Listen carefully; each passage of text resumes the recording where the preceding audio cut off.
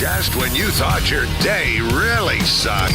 You suck! Here comes something to make it suck even more. It's a Lamont and Tonelli podcast.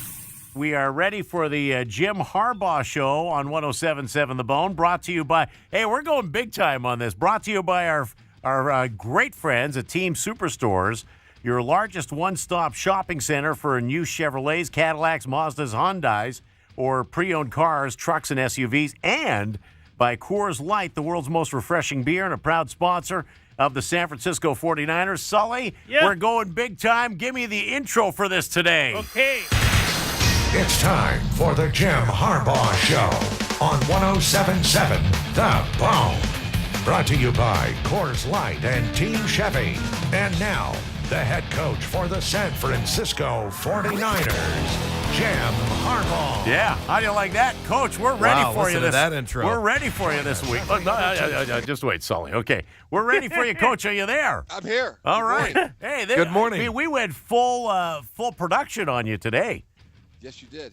Hey, let me just say, I don't know how much your hands are tied by NFL rules and everything, but I just want to go on record as saying, and this is not you, that was one of the cheapest shots I have ever seen in my life by this Clay Matthews when he came and tried to clothesline. He was 5 yards out of bounds when he hit Kaepernick. Yeah. And yeah, I'm sure I've seen cheaper shots than that. It's not the cheapest shot. Yeah, I've but it ever was a seen, pretty but decent cheap shot. yeah. It was a decent cheap shot. Yeah. And I can't figure out, and I was laughing because I'm looking at some of the emails. We had some Packer fans emailing in, we were screwed by the refs. Again, screwed by the refs. First off, you're lucky the guy wasn't kicked. I don't know how the guy wasn't kicked out of the game for that. Well, you know these things, the way they're looked at, you're really coming to find, and I'm seeing anyway, is or the bloggers or anything. They all get decided opinions right down party lines. Yeah. You know, whatever team you're rooting for, you like the one guy or the other guy you don't like. Right. Just based on who your team is and who you're rooting for. But looking at that anyway, any side you're on, you would have to say when a guy gets clothesline across the neck, especially with the rules now protecting quarterbacks, the guy was out of bounds. I don't care what side you're on or what line you're on. That's a pretty hard one to defend. Yeah, you'd think, but it's surprising how that people look at it. It's very interesting. Yeah. Did Colin Kaepernick give you any idea of what he and Clay Matthews had to say to each other after the game? Looked like it was a pretty friendly exchange. Cap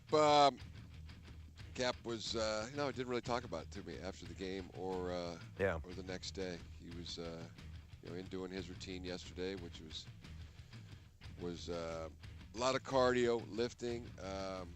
He looks great. He came out of the game in fantastic shape, and he's ready to attack this week. Hey, Coach, I'll tell you what really shocked me watching the game, and I don't know if I should be shocked, but, man, that kid has an arm on him. Yeah. Colin. Yeah. He does. He was throwing bullets out there. You're exactly right. I mean, there was probably just great throws, but there's a couple 40-yarders. The ones I love are the 40-yarder, 45-yard throws that he makes, and the ball doesn't seem to rise up over 8 feet off the ground. Yeah, he just throws it on the line and fits it in a tight window. Yeah. So now, getting back to that Clay That's hard Matthews to thing. do. What's that? That's a feat. That's like it's not easily done. Now is it? Some people can't do it. Yeah. And how would you rate your ability to do it when you were playing as a quarterback? Yeah, did you have an arm like that when you were playing? Oh, gosh, no. Oh, come on. Don't be modest. You were Captain Comeback. Only when I dream about it. I have dreams at night about throwing the football that way. Hey, I'll tell you what, in watching that game, this Anquan Bolden is If I took a softball, I could duplicate what Colin does with a football. I would have a fighting chance if I were throwing a softball and he was throwing a football. Hey, did you use Paul's line of hunkering down in the control room? That's right. We in forgot the locker to say room. hunker down with Harbaugh. Yeah, That's today. right.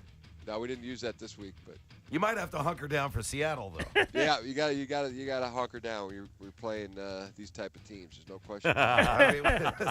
Hey, these two teams get together. I guess you just throw out the rule book. That's what they say. Well, he's not going to comment on that. Hunker down. Are you trying to get him fined, Paul, or what? He can say hunker down. Hey, did you watch Monday Night Football at all last night? I had it on while I was working at my desk, yes. A lot of people talking about Chip Kelly's Philadelphia offense. Did you catch a glimpse of that at all, or? Yeah, I was listening to it more than I was watching it, but sounded like Philadelphia ran a lot of plays in the first half. Washington had quite a few miscues in the first 5, 6, 7 plays, but then they seemed to get on track later in the game. So. Without watching it, that's kind of what I was hearing. Yeah. Hey, let's get back to the game because I'll tell you what, this Anquan Boldin is fantastic. Do you almost think to yourself, boy, if I would have had him last year, we might have won the Super Bowl? Just glad we got him. Oh yeah. He's a big time player, big time game player, but he's a big time practice player too, and he just takes reps. He wants more reps. He wants more practice reps. And he makes those same plays in practice that he does in the game. And then to see him, in the game, just phenomenal. Real credit to the game in all ways is Anquan Boldin. And a great team player, too. Wants the offense to be good. Wants to make the receivers better. Wants Colin Kaepernick to be the best quarterback that he can be. That's just who he is. He's a remarkable guy. Hey, what a kind guy. Do you ever get into it with him about how the Niners got screwed in the Super Bowl with the hold on Michael Crabtree at the end of the game? No. No, that's history now, huh? That's right. All right. Hey, well, Coach, good luck Monday Night Football. Always nice talking to you. And I'll tell you, that was just unbelievable watching that game. The Niners. It was playoff. It was like playoff. It really football. was. It was like a late season game. You guys just kind of going at it. And I would imagine it was like the second or third, week of the playoffs. And this game coming up this week, it's going to be the same type of game I anticipate. Well, you look at the first 4 games of your schedule. You go obviously Green Bay with the win, but now you're up in Seattle. Come back home for Indianapolis, and then you have Houston on the road. Yeah, I mean, those are pretty 4 tough games. I think they're up for it. All right, Coach. Hey, thanks for going on the air with us. Okay, my pleasure. All right, thank you. Real good guy, Coach Harbaugh. Brought to you by Team Superstores and by Coors Light. Join us every other Tuesday at 8:15 for the Jim Harbaugh Show. Brought to you by Coors Light and by Team Chevy. On the radio home for the San Francisco 49ers. 107.7 The Bone. Another fine product from Uranus. That concludes the Lamont and Tonelli podcast. To hear more and everything Lamont and Tonelli, check out the website at lntworld.com.